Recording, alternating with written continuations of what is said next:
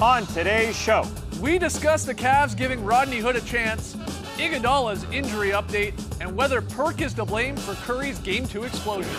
Trey joins us from Cleveland, where he talked fanny packs with JaVale McGee and nicknames with Donovan Mitchell. And while out in Cali, Lee asks fans about their own Twitter burner accounts. It's Tuesday, June 5th. The starter starts now.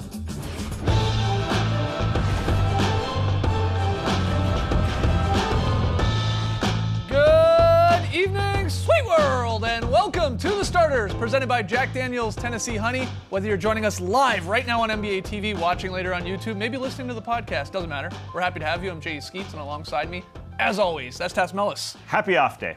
To his right, it is the international man of mystery, taking it to the max, Lee Ellis. Friends. Lily. All right. On tonight's show, we will talk to the bearded one, Trey Kirby, live from Cleveland. And Lee's got another streeter piece, and this one's all about Twitter burner accounts. We'll show you that a little bit later. But first, we're in between games here, so let's do a little Is This News?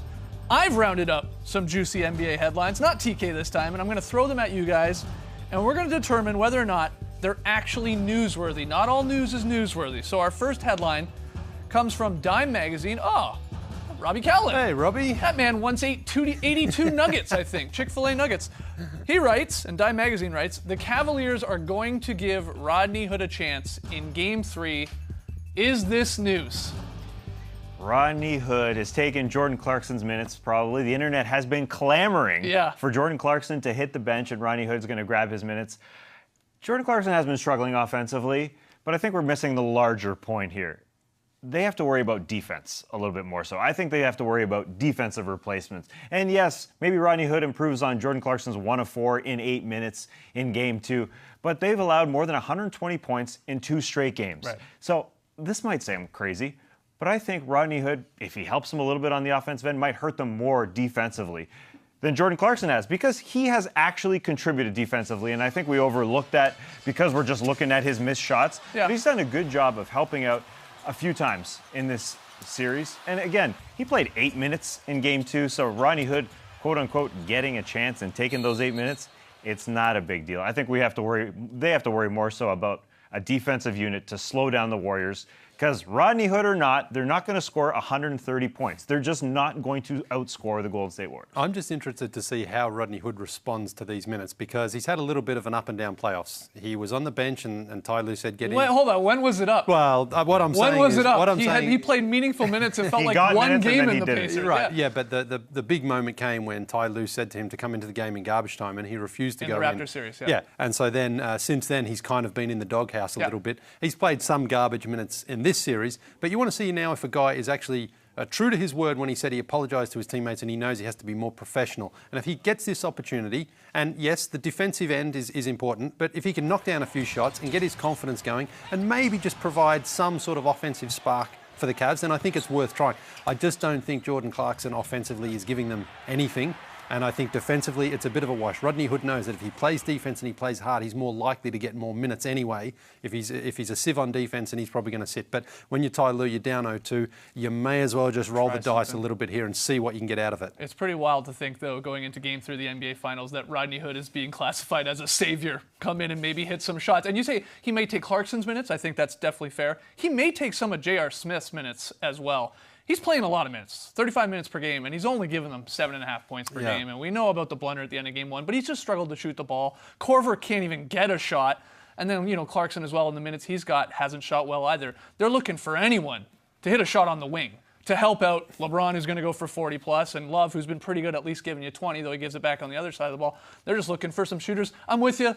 Lou at this point's got to say, can anybody hit a shot here, especially in our own barn? And maybe Rodney Hood can. Well, the bigger story, I think, in the Cavs locker room, even though we're here on an off day talking about Rodney Hood, is just their players playing better at home. They're more so concerned about J.R. Smith stepping up and George Hill stepping up at home, more than they are Rodney Hood coming to save the day. Again, Ty Lue said, your headline, it said, getting a chance, or we're taking a chance. Yeah. That's all they're An doing. opportunity is there for Rodney he's Hood. just getting a few minutes. Robbie Callan took a chance, ate some chicken nuggets. He's no Joey Chestnut. But either way, this is not the big story. Defensively, I think Jeff Green might need to get some more minutes. I was surprised that you keep saying Jeff Green, Jeff Green, Jeff Green. I mean, it feels like you're saying it every day here. You believe that this guy can help them out. I also say it in our Slack channel, so you may be thinking that you're hearing it a lot more than you are. Maybe that's it. But his minutes dropped big time from 36 minutes to 20 minutes in Game 2. And I said this earlier, so you're going to say that I say this a lot, but if you were to design a player to play against the Warriors and to be able to switch out on the perimeter, it would be Jeff Green, a 6'9" guy. Rodney Hood is not known for his defense. Yeah. Jordan Clarkson not known for his defense. Maybe stop somebody. We need Jeff Green to be more aggressive offensively, though, as well. He's got the athleticism. He can get his shot off. He can get inside and get those shots going. He just doesn't seem to be as aggressive as he needs to be. But at both ends of the floor, the Cavs just need to be more locked in defensively, and then on offense, they need to be able to give LeBron at least some help in creating offense, scoring baskets. LeBron's finding those guys. He's finding them on the perimeter. They got to knock them down, and Jeff Green's one of the most important guys to do that. All right, our next headline, it comes from NBA.com. It's got to do with the Warriors. Steve Kerr today. Andre Iguodala likely questionable for Game 3 of the Finals. Likely questionable. He has been upgraded to questionable. Is this news? Well, if he plays, and it feels like he is, right? I mean, you were out there. Doesn't it feel like he's getting closer? Yeah, it does. It certainly feels like this was an injury that's taken a lot longer for him to recover from than they initially thought. Yeah. And Iggy's one of those people who takes excellent care of his body. So you know if he's been out, he's been genuinely hurt. But now they're a couple of games in. He's been working out. Sounds like he's a go. I don't think he starts, though. Well, that's what I was going to ask you. If he's good to go in Game 3, or maybe if even it's Game 4, do you start him if you're Steve Kerr? Do you go back to putting him with the Hamptons 5 there, or do you keep rolling out JaVale McGee in the starting lineup, or maybe back to Looney? I was really impressed with JaVale in Game 2. I think he's earned the right to start again in Game 3 because I think it worked on their defensive end. I think he deterred shots inside? He contested a lot of shots. I think he only got credited with one blocked shot. That's right. But I think if you look back at the game, he probably helped distract maybe 3 or 4 others and just contest it again. And then on the offensive end, all he had to do, if you catch the ball and dunk it and throw it down like he did, 6 for 6, you can't ask much more from a guy like JaVale. JaVale was very impressive. I expect LeBron to be a lot more assertive going at the rim and not missing layups. That was really shocking to see LeBron. Yeah, I think JaVale probably starts, or maybe they go Kevon Looney and JaVale in the backup spot. But if Andre Iguodala is out there, it prevents the Cavs from doubling Steph Curry. You think so? When they're out there. Yeah, because you could do that back in 2014, pre-Andre Iguodala, or pre the moving Andre Iguodala into the starting lineup, I should say. Iggy was there, kind of just standing watching Steph, and then they decided, all right, let's get Iggy on the ball, moving things, and that really kills defenses. I think if you're going to try and double Steph, which has been talked the last couple of days, they're going to just destroy you 4-on-3 afterwards. They're just too good. They're just too good. And Iggy makes that happen. And I know Steve Kerr last round said, Chris Paul in there, yeah, maybe they win that series, but if Andre Iguodala is healthy the entire series, we win in 5. And Steve Kerr was clear about that. That is definitely their best lineup. And the other part of this, whether or not Iguodala would start is Sean Livingston has been getting more minutes because of the Iguodala injury, and he has come through. This guy has just not missed a shot so far in these finals. I mean, he's perfect right now. So him and McGee there, they're doing a great job of stepping up in Iguodala's place. That all said, they're going to want him to play LeBron. You're right. You got to imagine in Game 3, do or die game here for the Cavs, that LeBron is going to come out super aggressive like he did in Game 1. You would want one of the better defenders in Iguodala on him. I mean, even just to use those fouls and tire him out a little bit, that makes sense. So still waiting to see whether or not Iguodala will play, but he's got to play at some point in this series, even if it is a sweep. If it's not Game 3, Kerr was very, very likely Game 4. All right, final one here. This one's from ESPN. This headline reads, Warriors irked over Kendrick Perkins' incident with Steph Curry. Now, this is back in Game 2, end of the third quarter. Let's just show it to you right now. End of the buzzer here. Crazy heave there from Curry over by the Cavs bench, and well, that happened. How many seats is Kendrick Perkins? Yeah, he is lounging in the lazy boy over there. The man spread there, isn't it? For sure. You see people on the subway doing that. So words are shared, blah, blah, blah. Nothing really happens, but what do you guys think? Is this news that the Warriors are irked over this? Well, Kendrick Perkins, this is how he can contribute by getting under people's skin. This is his form of gamesmanship, so I can't fault him. At the same time, the Warriors should be pleased because Steph Curry, he set the single game record for three-pointers made in a finals game with 9, but going into that fourth quarter, before that, he'd only hit 4. I think this got him going. This got him You think fired Perkins up. stretched out there talking to him? He only had got under his skin a little 17 points and 4 threes made going into that fourth quarter. He basically had half his points and more than half of his threes after Kendrick Perkins said, no, you're not sitting next to me on the bus. That ain't happening. And I love the way Steph looked him up and down and said, yeah. Well, yeah, Steph did the same thing with LeBron, remember, too, in Game 1 when they got into it. Like, he's not backing down from anybody. Yeah, the not news part of this is Warriors irked over Kendrick Perkins incident. The news part is that Perkins is in a suit and not playing, and he still somehow injected himself into this That's game. what they've got him on the team for, you know, to trying to inject a little bit of that toughness and teaching some of the younger saying guys. it completely backfired, though. Oh, no, it did backfire, but that's what he's there for. You saw in Game 1 as well when he was up and Draymond was mimicking him on the sideline with the pom-pom celebrations, but Kendrick's trying to make himself known. Do your pom-pom celebrations there again? Okay, yeah. All right. He's the Dante Jones of this year. Yeah, I mean, but honestly though, if say like Steph had tweaked his ankle or something like that, there'd be a lot of angry Warriors fans and team right now. That's fair, but Perk, in his defense, he does not move. Yeah, I know. Yeah, but he's also, oh, come on, the other guy's right beside him. Like, he's not sticking his foot Cedi Osman and Jose Calderon are ready to brace for Steph Curry, and he's, scooched his butt out as far as possible. He could be sitting up on that folding chair. Well, let's hear from you guys. All three of those. Were they news or were they not? We just broke them down regardless. That's what you got to do. We broke down Kendrick Perkins sitting on a bench. You got to during the off day, man. These are stretched out. We got to take a break. When we come back, the bearded one, Trey Kirby, joins us live from Cleveland. Oh, yeah, it looks good. Didn't he once do some mean mugging with Kendrick Perkins? Yeah, that's right. Yeah, a couple of years ago. Come on back.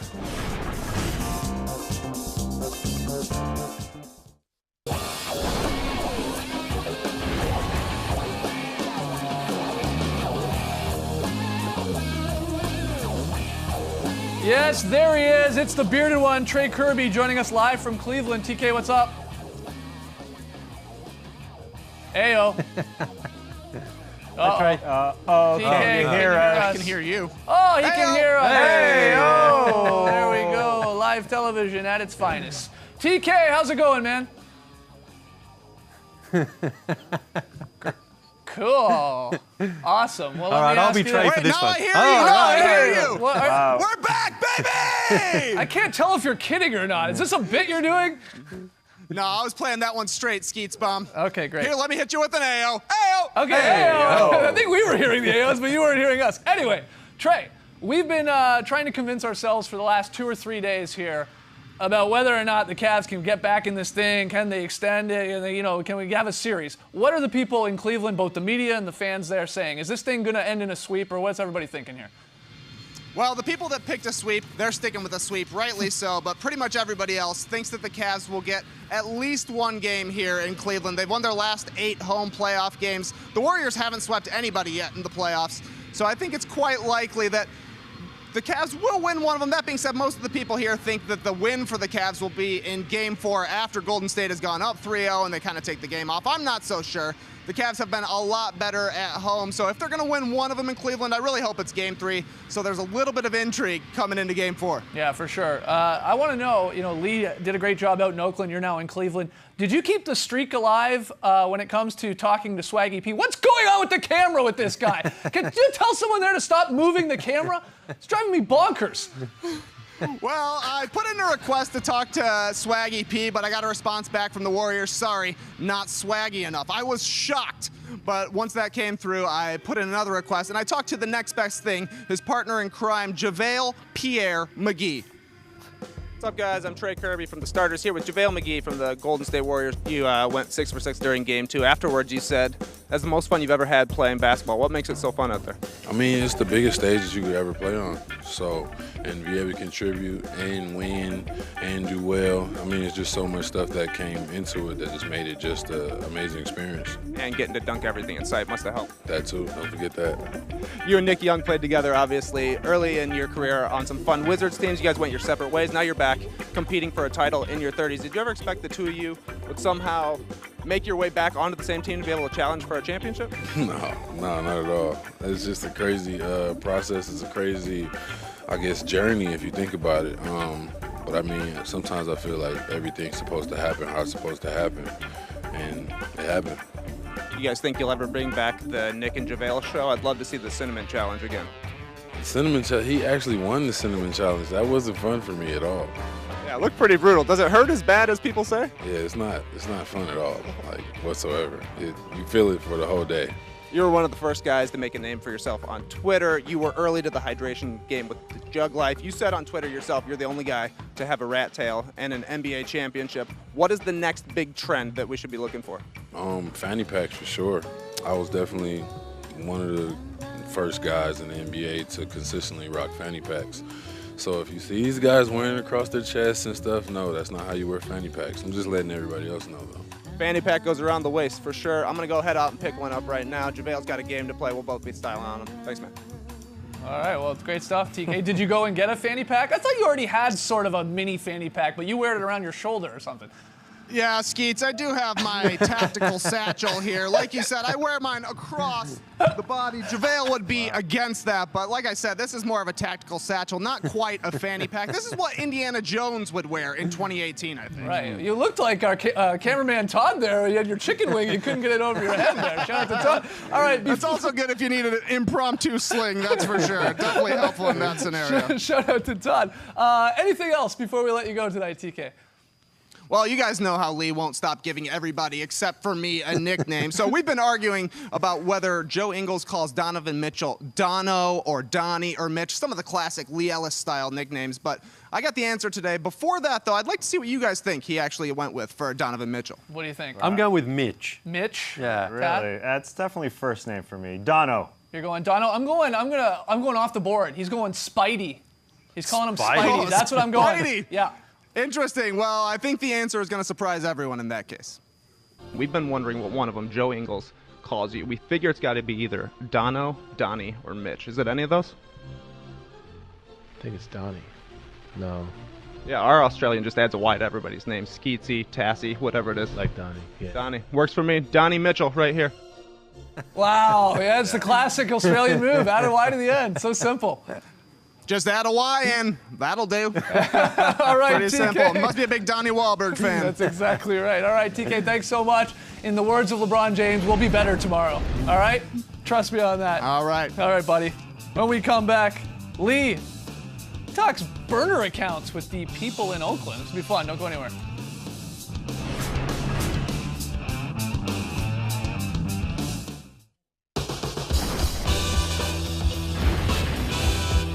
The Starters is brought to you by Jack Daniel's Tennessee Honey, official partner of the NBA. Welcome back to The Starters. One of the biggest stories from last week was definitely the crazy Brian Colangelo Twitter scandal. So while Lee was out in Oakland, we had him go ask the people about their burner Twitter accounts, and things went off the rails very, very quickly. Eric Jr., roll the tape. Hello, good sir. I can see you're on Twitter right now. Is that right? Absolutely. What is your Twitter handle? Well, you know what? It's the King, Big Daddy, Part 4. Lani, are you a big Twitter user? No. Not at all? I'm on Snapchat. I post like Bible verses to motivate people. Enjoying, having a great time, looking at all these wonderful people. Thank you. Anything else you want me to say? You're doing an outstanding job. I haven't asked you anything yet. I am joined by Joy Medley, Draymond Green, and Steph Curry. Wow, this is great. How did this all come together? Well, we don't have a mascot here in Oakland, and I decided I wanted to do something to campaign for a mascot. So far they haven't noticed us. I still remember 2 years ago, I was here at Game 7 when Kyrie hit that shot. I still haven't gotten any sleep over that shot. JR's little move there helped me recuperate. He doesn't do that. We might lose that game. We'd be in trouble. From my own interpretation, Steve Kerr is becoming the Bruce Bochy of the Golden State Warriors. He's uniting everybody, not just here in Oakland, but San Francisco, San Jose, Santa Cruz, San Rafael, North Bay, you name it. Anywhere else? Yes, anywhere else. Everybody needs to enjoy life. We all need to enjoy life. Live, love, laugh, and have a good time. How you guys doing? Where you from? I like your accent. Australia. Australia, I like your accent. Thank you. Very well, very, very well. I like. Yeah, thank you. I work on it every day. Yes, very good. You know what the score is? My dog was barking when you were doing that. I think my dog knew what the score was. My dog was wondering what you were doing, JR. Are you a big social media user? I do, yes. My social media is Tonya Lewis Taylor. on Facebook, Instagram. I'm also a singer, songwriter, so. Have you been on The Voice? I haven't been on The Voice, no. Can you give us a little demo right now? Yeah, yeah, yeah, yeah. LeBron's a good player, but hey, man, we got the best team, LeBron. We got the best team. Go Warriors, huh? How about that? Yeah, well, hey, that's it. This is what Dub Nation's all about. Bay Area united for a reason. Are you a big social media user? Facebook. Twitter? Not so much. Why not? I don't have a Twitter account. My favorite part of that. What an off day. What an off day. My favorite part of that by far was the woman with the 2 puppets, Lee. You went to each puppet with the mic. She fooled me. Did you she forget fooled me. for a second that she would be talking for the puppets? I didn't know what was going on there, so I just had to get the mic near those puppets, just in case. All right, great work as always. I can't wait to see what TK gets out of the people of Cleveland. We got to take one more break, but when we come back, it's IT versus IT on a special segment on Jimmy Kimmel Live last night. A great burn from one of them. Don't go anywhere.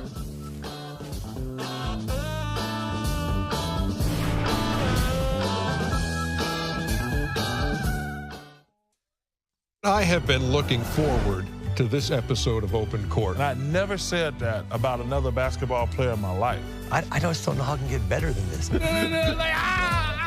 Don't miss Open Court tonight at 8 p.m. Eastern on NBA TV.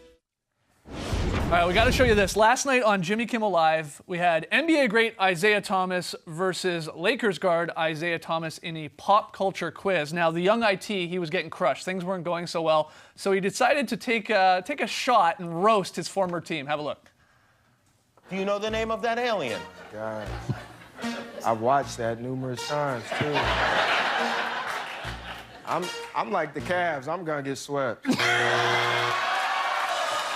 Oh, a little too far? Well, I guess he's not going to re-sign in Cleveland. I guess not. All right, so there you go. This morning, it was Tuesday, believe it or not. It's tough to keep track of the days right now. But we discussed whether the Warriors are going to get swept or moves the Cavs could do. The Warriors are going to sweep the Cavs, I should say. If corn dogs are actually any good, that was a big debate. And once again, Lee correctly predicted the future.